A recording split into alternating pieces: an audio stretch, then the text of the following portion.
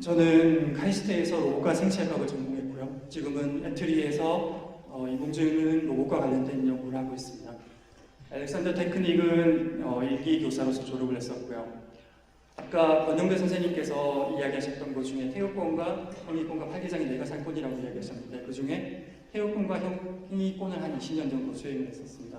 그리고 최근 한 5, 6년 동안은 시스테마를 공부하고 있습니다. 시스테마에 대해서는 중간에 간단하게 설명을 드릴 거고요. 그 다음에 크리아 요구하고 티벳 미도를 공부를 하고 있는데, 보통 저쪽을 공부하는 거를 수행자라고 하긴 합니다만은 저쪽엔 워낙 대단하신 분들이 많기 때문에 감히 수행자를 말을 똑같이 쓸 수는 없고 그냥 연구자라고 하겠습니다.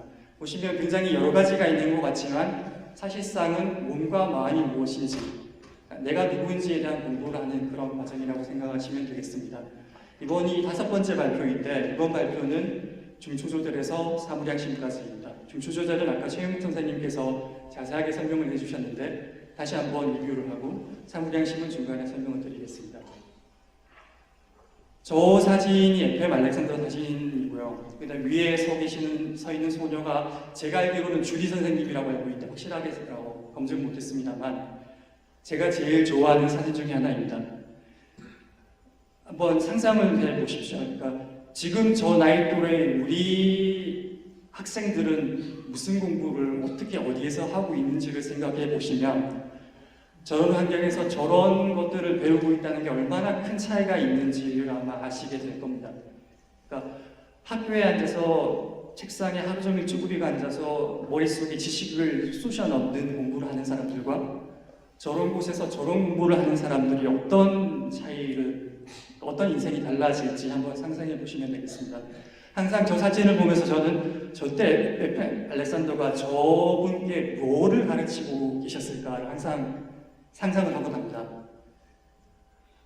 FM 알렉산더가 발견하신 것이 중추조절은 대단히 복잡한 인간 생체와 그 모든 메커니즘들을 비교적 단순하게 컨트롤할 수 있도록 하는 것, 바로 자신의 사용이다라고 이야기를 하셨습니다. 좀 복잡하게 보일 수도 있지만 결국 자신의 사용, 중추조절, 신체 메커니즘들의 컨트롤, 이런 것들이 같이 있다는 것을 암시하고 있습니다. 그런데 FM 알렉산더가 또 어떤 이야기를 하셨는가 하면, 마조리 발로 선생님은 FM 알렉산더의 조카이시자 제자이셨어요. 조카이자 제자이신 그분께 항상 행복하다라고 이야기를 하셨다고 그래요. 그러니까 저 말이 만약에 사실이라면은 중추조절이라든가 유족 셀프가 행복해지는 것과 분명히 관계가 있다는 것이 틀림이 없습니다. 먼저 중추조절에 대해서 이야기를 하시면, 말씀을 드리면, 저 사진은 제 노트북에서 10년째 쓰고 있는 사진인데요. 10년 동안 저 두 사람은 계속 뛰고 있었습니다. 그러니까 AT를 아시는 분들은 수도 없이 본 장면들이겠지만 못 보신 분들도 있으니 잠깐 구경할 수 있도록 한번 시간 드리겠습니다. 왼쪽 오른쪽 두 사람이 있고요. 두 사람 중에 누가 더 잘 뛰고 있는지를 한번 판단해 보시면 되겠습니다. 정답은 나중에 알려드리겠습니다만 어느 쪽이 잘 뛰고 있는지는 이런 것들을 비교해 보시면 됩니다. 또 이것도 한번 비교해 보시고요. 저거를 보시면 처음에 멈췄네요. 그러니까 뭐가 지금 문제고 뭐가 더 중요한 건지 아마 본능적으로 느끼실 겁니다. 그러니까 중추조절에 대해서 100마디 말로 설명하는 것보다 저 고양이 사진 한 장이 그거를 더 잘 표현하고 있습니다. 네, 저거는 사실 요즘 로봇들도 저렇게 하고 있고요. 물론 사람에 비해서는 아직 멀었지만 요즘 로봇은 저 정도까지는 할 수 있습니다.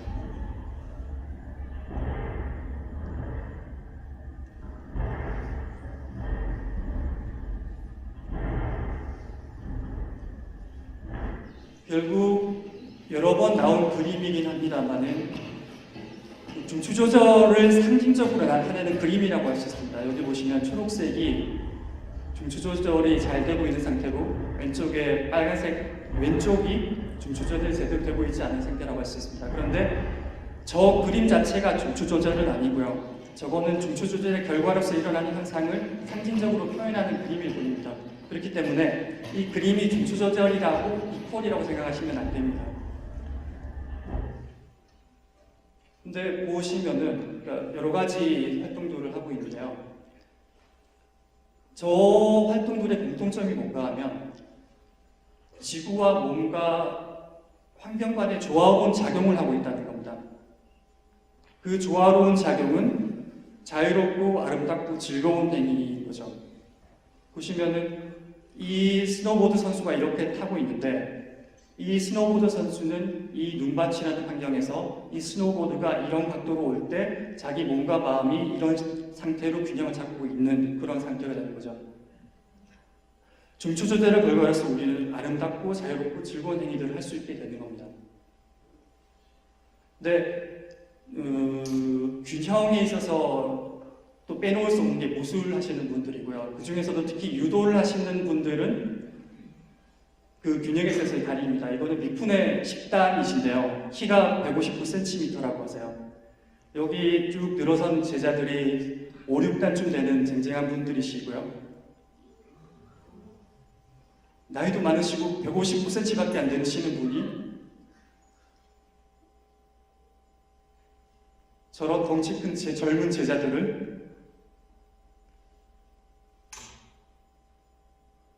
보시면 왜 저게 안 넘어가지라고 생각하실 거예요. 근데 실제로 당해보시면 정말로 안 넘어갑니다.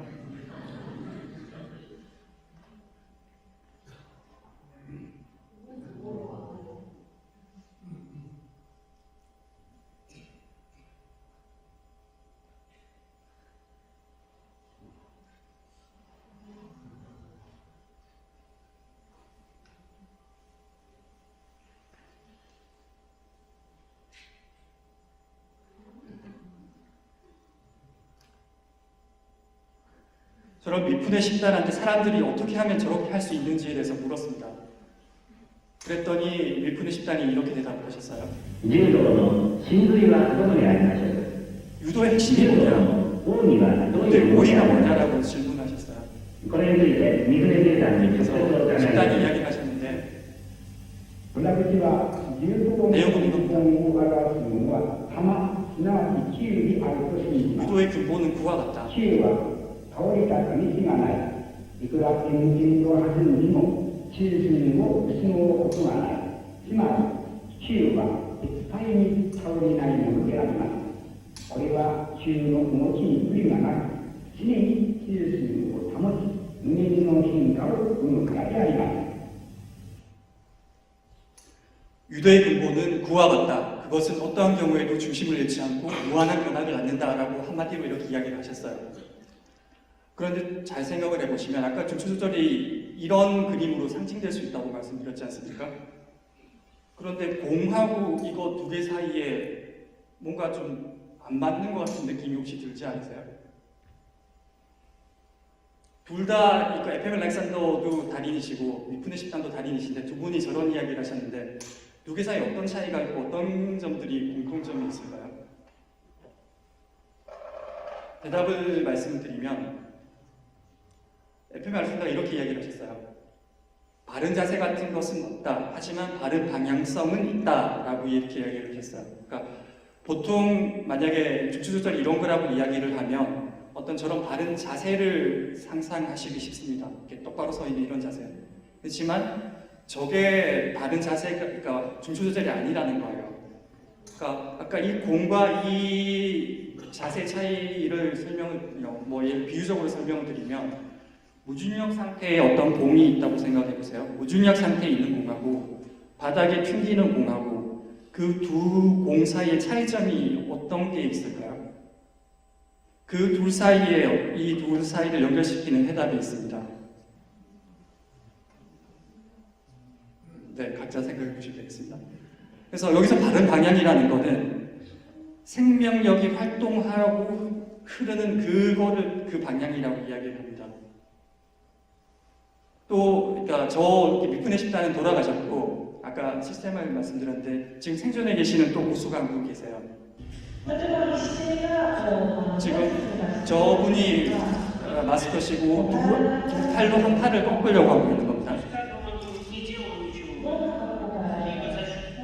몸의 균형과 이완 상태가 어떻게 바뀌고 있는지를 관찰해 보십니다.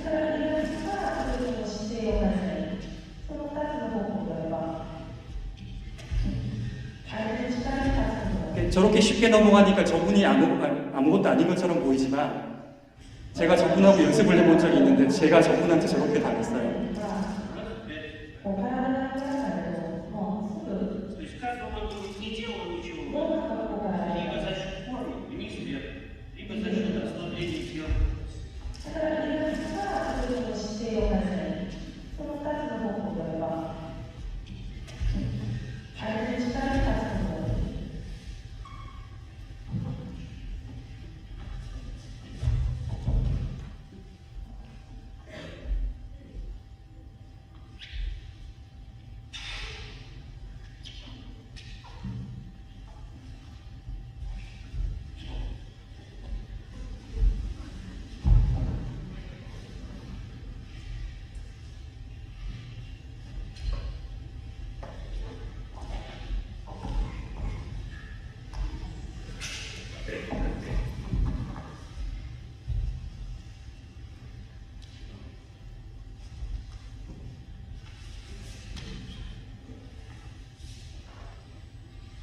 저도 왜 저렇게 쉽게 넘어가지라고 생각하시겠지만 당해보시면 아실 겁니다. 근데 저분의 대단한 점은 또 아까 미푼의 식단도 저 정도는 하셨는데요. 이거를 한번 보십시오. 저 남자분이 저 여자분을 공격하려고 하고 있는 거예요. 소리가 안 나요.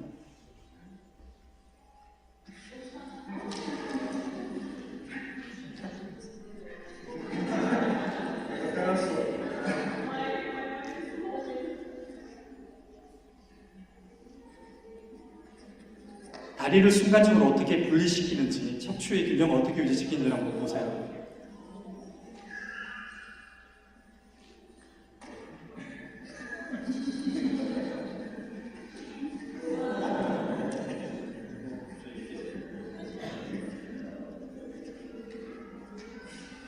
정확하게 중심을 찾아서 중심을 틀어뜨릴 수 있는 방향으로 유도를 하고 있는 겁니다. 그 짧은 순간에.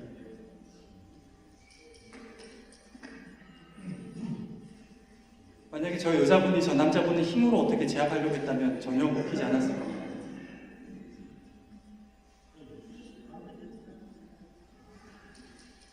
순간적으로 지금 다리를 분리시키죠.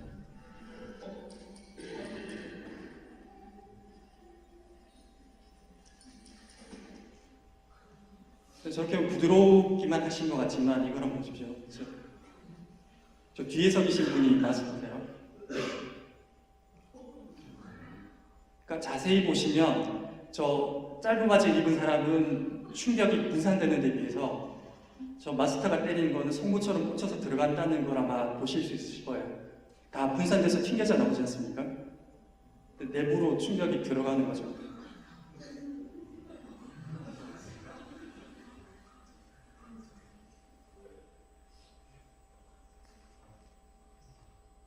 보통 사람은 저런 건드리지도 못하실 거야. 또 이것도 한번 보십시오. 아까 어떤 힘이 내부로 들어간다고 말씀을 드렸는데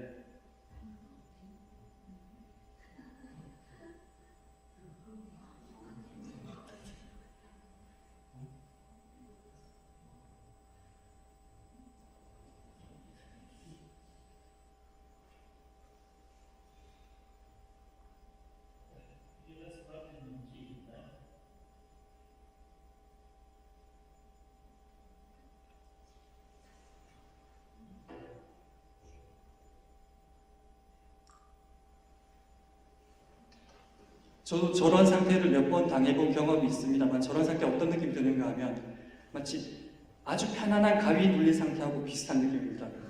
괴로운 상태가 아니고 저 괴롭지 않고요. 아주 편안한 가위 눌린 상태하고 비슷해요. 근데 저 상태에서 어떻게 빠져나올 수 있는지를 한번 자세히 보세요. 언제 저 상황에서 빠져나올 수 있게 되는지.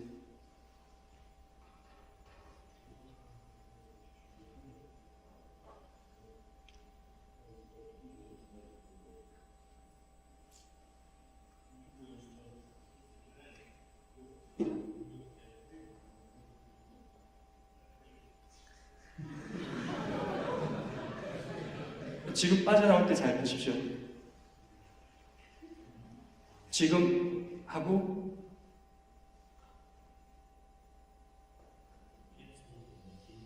지금 하고요. 언제 빠져나올 수 있는가 하면 웃음이 터져 나왔을 때하고 호흡이 다시 시작됐을 때 저 상태에서 풀려나올 수 있게 됩니다.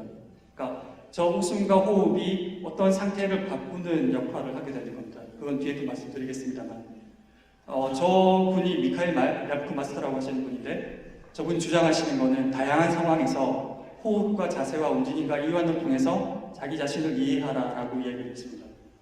저게 시스템의 핵심이라고 할 수 있고요. 그 다음에 이거는 조금 보시기에 불편한 분들도 계시겠지만 왜 불편한지 한번 잘 느껴보세요. 그러니까 FM 라이센다 어떤 이야기를 하셨는가 하면 어떤 상황에서 어떤 자극에 대해서 잘못된 반응을 자기 자신의 의지로 자제할 수만 있다면 몸과 마음은 스스로 긍정적인 방향으로 움직여줄 것이다 라고 이야기를 하셨어요. 근데 여기 네 사람이 등장할 텐데요. 그 네 사람들이 같은 자극에 대해서 어떻게 반응을 하고 있는지를 한번 관찰해 보십시오.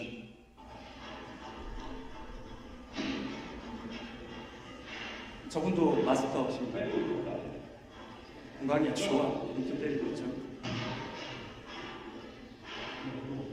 입으로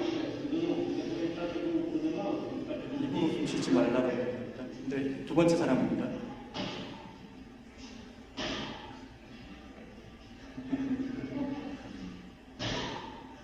같은 자극인데 반응이 다르지 않습니까?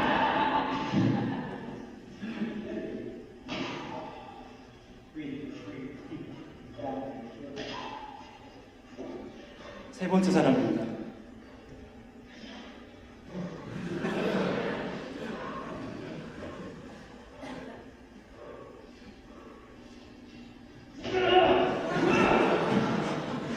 무게화된 웃지만 실제로 당해보시면 웃음이 안 나오실 거예요.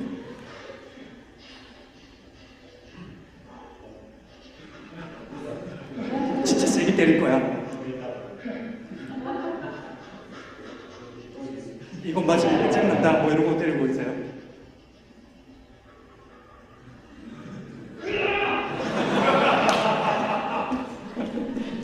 구경하긴 좋지만 또 네 번째 사람입니다.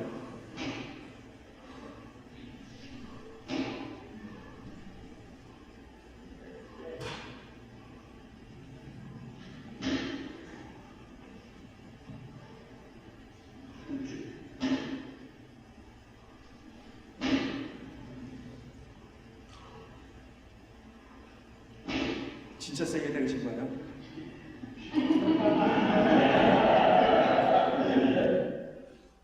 왜 똑같은 자극에서 왜 저렇게 다른 반응들이 나올까요? 그러니까 덩치가 특별히 큰 거나 작은 것도 아니고 뭐 나이가 특별히 뭐 차이가 나는 것도 아닌데 같은 자극에 대해서 저렇게 다른 반응들이 나오는 겁니다. 저게 대해서 뭘 할 수 있는가 하면 우리를 제약하는 거는 외부 자극이 아니고 그 외부 자극에 대한 자신의 인식과 습관적 반응이라는 겁니다.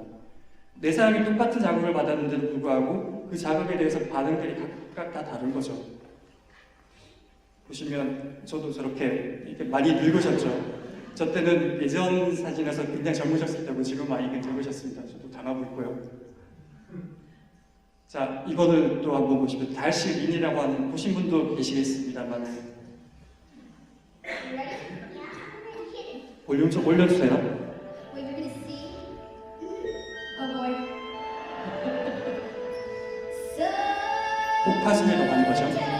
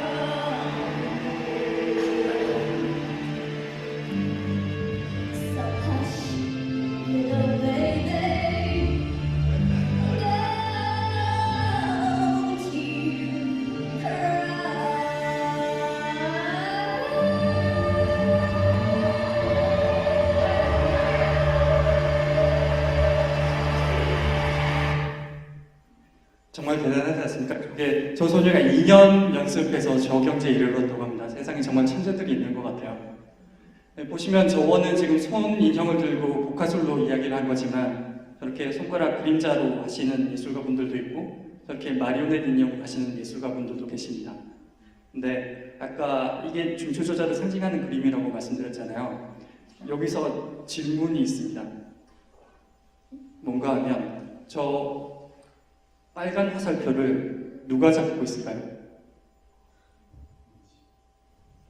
그러니까 그 말은 다시 이야기해서 우리를 움직이는 것은 누가 우리를 움직이고 있을까라는 질문하고 같은 겁니다. 그러니까 저 빨간 화살표를 누가 잡고 있을까요? 그러니까 저거를 이해할 수 있으면 아까 나왔던 여러 가지 이니비션이든 디렉션이든 프라이멀 컨트롤이든 여러 가지가 비교적 쉽게 이해할 수 있습니다. 저거를 누가 잡고 있을까요? 이거를 한번 보십시오. 지금 나이 드신 분들은 다 아는 겁니다. 뭔가 저기 날아와서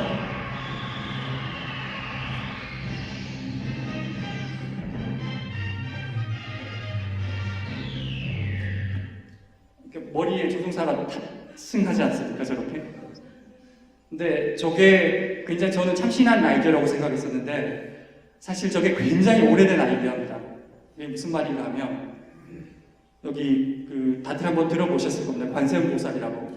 그러니까 불교에서는 굉장히 중요한 어떤 보살 중에 한 분이신데 주로 동양에서는 여성적인 면으로 많이 표현이 되고 어떻게 남성적인 면으로 표현되기도 하고 중성적인 면으로 표현되기도 하고 그렇습니다. 그런데 저 관세음보살에서 저 부위를 자세하게 보시면 저기 뭐가 있는가 하면 저기 그러니까 머리 정수리에 있거든요. 정수리에 뭔가가 탑재되어 있습니다. 그러니까 관세음보살 표현한 그림들은 항상 여기 뭐가 탑재되어 있는 상태로 나오게 됩니다. 뭐가 탑재가 되는가 하면 저분이 탑재가 되어 계세요.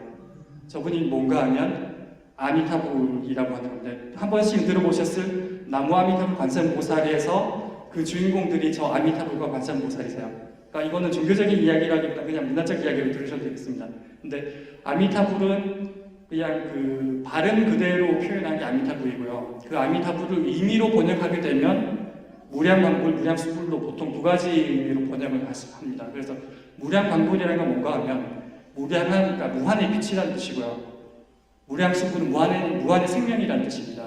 그러니까 관세음보살 머리에는 항상 저게 탑재가 되어 있는 상태인 거예요. 그러니까 이거를 좀 현대적인 방식으로 표현을 하면 저런 그림이 됩니다.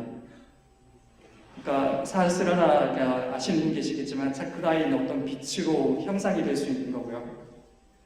자 그러면 저거를 그 기도문으로 표현한 게 있는데 티베트 벤 전통에서는 내 머리 정수리 큰 지붕의 궁궐에 계신 자유로운 나마님 당신께 기도드립니다라고 저렇게 표현해요. 저게 뭔가 하면 여기에 탑재되어 있는 빛을 상징하는 겁니다. 자 그런데 아까 저게 중추조절을 상징하는 그림이라고 말씀드렸고요. 근데 저거는 당연히 우리의 어떤 뇌 신경 조직하고도 관련이 있습니다. 그런데 저 고대 지혜에서는 저기서 한 단계 더 나아간 것들을 이야기합니다. 아까 보통 동양에서는 그 앞뒤, 가운 센터와 앞뒤 전후맥을 많이 이야기하고요. 인도에서는 센터, 그러니까 중간 중맥과 좌우맥을 이야기를 하고 좌우맥이 저렇게 교차되고 있다는 상태로 이야기를 하고 일곱 차크라를 이야기하기도 하고요. 티벳에서는 좌우맥, 중맥과 좌우맥을 이야기하는 건 마찬가지지만 차크라 개수를 4개로 보는 데도 있고 뭐 7개로 보는 데도 있고 그거는 뭐 전승마다 조금씩 다릅니다. 그래서 각각의 차크라마다 어떤 진동을 가지고 있다라고 이야기합니다. 그런데 저기서 공통적으로 이야기하는 게 뭔가 하면 인간은 산독식, 그러니까 욕망과 분노와 무지에 의해서 저런 육체, 에너지, 정신적인 통로들이 막혀있다는 게 공통적으로 이야기하고 있습니다. 그래서 저 막혀있는 것들을 뚫기 위해서 많은 수행들을 하고 그런 기법들이 개발되어 있는 거죠. 그래서 티벳에서는 저런 것들을 통로들을 뚫는 걸 뚱모라고 해서 저렇게 뚱모라는 그런 용어를 써서 이야기를 하고요. 인도에서는 쿤달리니라든가 이런 식으로 많이 표현을 하고 있습니다. 그런데 이거는 딱 보시면은 이 말하고 연결된다는 게 느껴지실 거예요. 인간은 신체적인 것이든 정신적인 것이든 영적인 것이든 모두 근육의 긴장으로 전환시킨다라고 표현했습니다. 그렇게 얘기를 하셨어요. 이 말은 어떤 우리의 그 무지라든가 욕망이라든가 분노가 우리 어떤 그 에너지 통로들을 막게 하고 그 막힌 에너지 통로들 때문에 우리는 어떤 제약된 상태로 살고 있다는 그런 이야기가 되는 거죠. 저번에 인도에 다들 아시는 얘기지만 2500년 전에 한 왕자가 태어나셨는데 그 왕자가 어떤 것들을 하고는 모든 걸 다 버리고 다 떠나셨어요. 그리고 온갖 고생을 다 하다가 막판에 새벽에 뜨는 별을 보고 뭔가를 깨달았다고 저렇게 이야기를 하고 있습니다. 그래서 저 깨달음이 인도에서는 사라졌지만은 티베트로 넘어가고 서역을 통해서 중국, 한국, 일본으로 가고 미얀마로 가고 이렇게 스리랑카로 가고 저런 전통들이 있습니다. 여기서는 그러니까 히말라야 산맥이 가로막혀있기 때문에 이런 쪽으로는 별로 전승이 안 됐습니다만 보통 한국에서 불교하면 떠올리는 이미지는 중국의 도가의 영향을 많이 받은 그런 불교가 되겠습니다. 그래서 지금 보시면 여기만 해도 한 단계, 두 단계, 세 단계를 거쳐서 온 불교가 되니까요.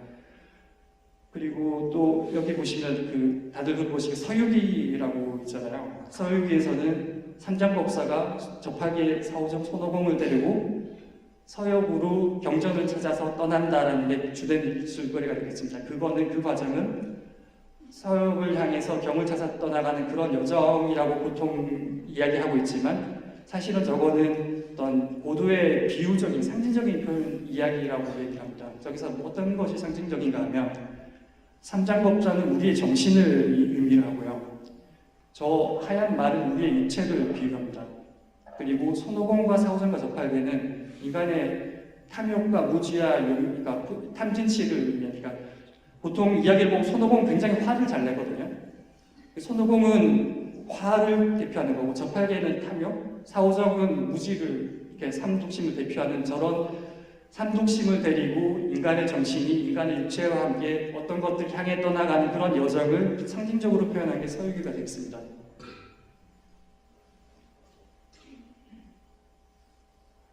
근데 저렇게 많은 걸 거치면서 문화적으로 많은 것들이 바뀌긴 했지만 그래도 석가모니께서 이야기하신 게 근본적인 것들은 바뀌지 않는 것 중에 하나가 사무량심이라고 있는데요. 이거는 네 가지 마음의 무한한 네 가지 성질이라고 번역할 수 있습니다.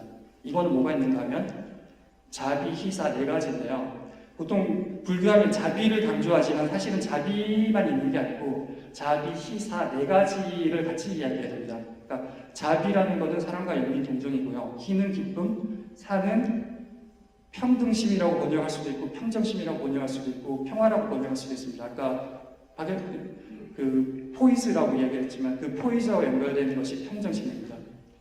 근데 이 네 가지가 중요하다고 이야기를 하는데 이거를 가지고 이렇게 기도합니다. 모든 존재가 행복과 행복의 원인을 가지기를, 모든 존재가 고통과 고통의 원인에서 벗어나기를, 모든 존재가 슬픔 없는 기쁨과 헤어지지 않기를, 모든 존재가 집착 없는 평등심에 머무르기를 이라는 기도문이 있습니다. 여기서 보시면 슬픔 없는 기쁨이라고 표현이 되어 있잖아요. 그러니까 슬픔 없는 기쁨이 어떤 건가 하면 보통 예를 들어 복권에 당첨돼서 기쁜 거는 슬픔 없는 기쁨이 아닙니다. 그건 어떤 조건부 기쁨이니까 그걸 가지고 기쁨이라고 저 사무량심에서 기쁨이라고 이야기하진 않고요. 조건과 관계없는 기쁨을 저 사무량심에서는 기쁨이라고 이야기를 합니다. 이거를 한번 보시면 여기에서 몸속에 이런 있는 이야기 나오고 있어요. 생명들과 더불어 물 한 컵을 마실 때 지금 이 성배든가 이 위에서 날들어요 물을 달라고 그래요. 그래서 심부름 해줬죠 지금. 그런데 이 심부름을 해주면 더불어 같이 먹는다고요. 일체가. 그러니까 어떤 나만 먹는 게 아니고요. 나만 먹는 게 아니죠. 그러니까 나를 내세울 게 없다는 얘기죠. 말씀은 충분히 이해가 갑니다. 어리석은 중생들이 똑같은 그러니까 생각을 하고 있습니다. 그 이론으로만 하려고 애쓰지 마세요. 좀 미련한 턱에 모르는 척 하고 그냥 모두 정이고 뭐고 아는 거는 몽땅 거기다가 다 주인공에다가 그냥 팽개쳐 버리세요. 팽개쳐 버리고 거기에서 못났든 잘났든 네가 형성시켜서 네가 이끌고 가는데 너 알아서 해라고 그냥 몽땅 거기다가 팽개쳐버려.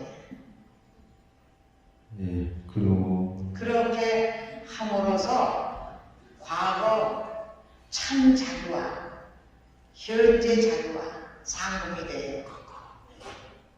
저는 저 이야기를 들으면서 이 이야기가 떠올랐는데요. 그러니까 예수님께서 이렇게 얘기하셨잖아요. 제 뜻대로 마시고 당신의 뜻대로 하소서라고 얘기를 하셨는데 결국 저게 다른 이야기일까라는 생각이 들었습니다.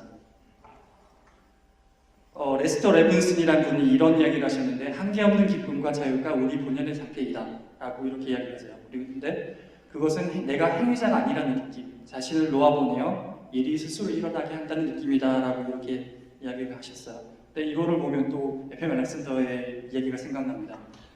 잘못된 것을 그만두면 올바른 것은 스스로 이루어진다라고 했는데 결국 이게 모든 것이 같은 의미를 이야기를 하고 계십니다. 고수들.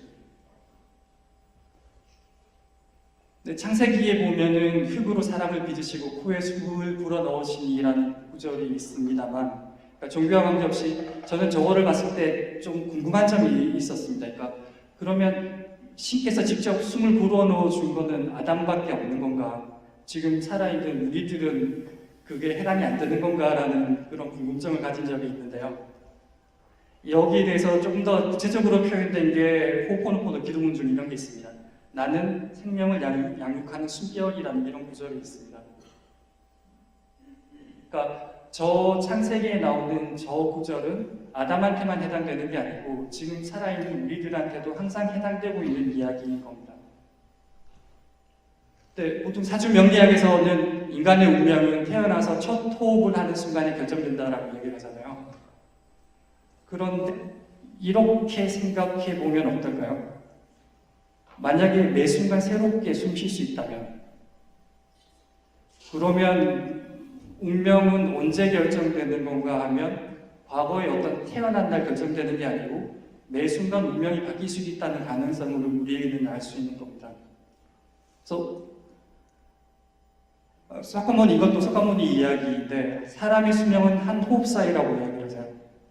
그러니까 보통 수명은 80년 이렇게 생각을 하는데 석가모니는 그러니까 제자가 수명은 80년이다라고 얘기했더니 아니 틀렸다. 사람의 호흡은 수명은 한 호흡 사이밖에 없다라고 이렇게 이야기를 하셨어요. 저것도 무슨 이야기일까요? 이렇게 멀쩡하게 살아서 여러 번 숨 쉬고 있는데 근데 이거하고 같은 이야기를 또 애플 말레산도가 하셨어요. 비로소 나는 깨달았다. 내가 숨쉬지 않으면 내가 숨쉰다는 사실을. 이게 무슨 의미일까요? 그러니까 내가 숨쉬지 않는다는 거하고 내가 숨쉰다는 사실이 어떤 차이가 있을까요? 저기는 생각보다 굉장히 깊은 의미가 들어있습니다. 저는 예전에 10년 전에도 저걸 알았다고 생각했는데 최근에 내가 그때 척이 없었구나라는 생각을 좀 많이 하고 있습니다. 그러니까 내가 숨쉬지 않는다는 것은 일종의 자아의 에고의 죽음과 관계 있습니다. 죽음과 삶이 동시에 한 호흡 속에 공존하고 있는 거죠. 그래서 다시 첫 그림으로 돌아옵니다. 제가 제일 좋아하는 사진인데 저때 뭐를 가르치고 계셨을까라고 상상해 봤을 때 아마도 이런 거를 가르치고 계시지 않았을까라고 생각해 봅니다. 중추 조절을 가르치셨을 거고요. 그리고 저 위에서 느껴지는 어떤 공포나 두려움에 대해서 어떤 식으로 이니비션할 수 있는지 그런 것들을 가르치셨을 거고요. 그런 것들을 자제하고 정화했을 때 우리의 본성인 한계없는 기쁨과 자유를 어떻게 하면 발견할 수 있는지 아마 저런 거에 대해서 가르치지 않으셨을까라고 저는 그렇게 상상합니다. 근데 저 결과 FM 알렉산더가 아까 처음에 말씀드렸던 것처럼 항상 행복하단다라고 얘기를 하셨거든요. 그러니까 저 과정을 통해서 저 상태에 다다르신 거고 우리도 저 상태를 향해서 나아가고 있는 거죠. 그런데 저거는 그렇게 생각만큼 쉽지 않을 수도 있습니다. 아까 레스터 레븐슨이라는 분의 이야기를 다시 또 한번 보면 책이나 스승은 단지 방향을 가르쳐줄 수 있을 뿐 그곳으로 가는 것은 우리의 몫이다. 모든 것은 각자에 의해 만족스러울 때까지 경험되고 입증되어야만 한다라고 이렇게 이야기하세요. 모든 구수들은 다 똑같은 이야기를 하고 계시는 것 같습니다. 네, 제 발표는 오늘 여기까지고요. 감사합니다.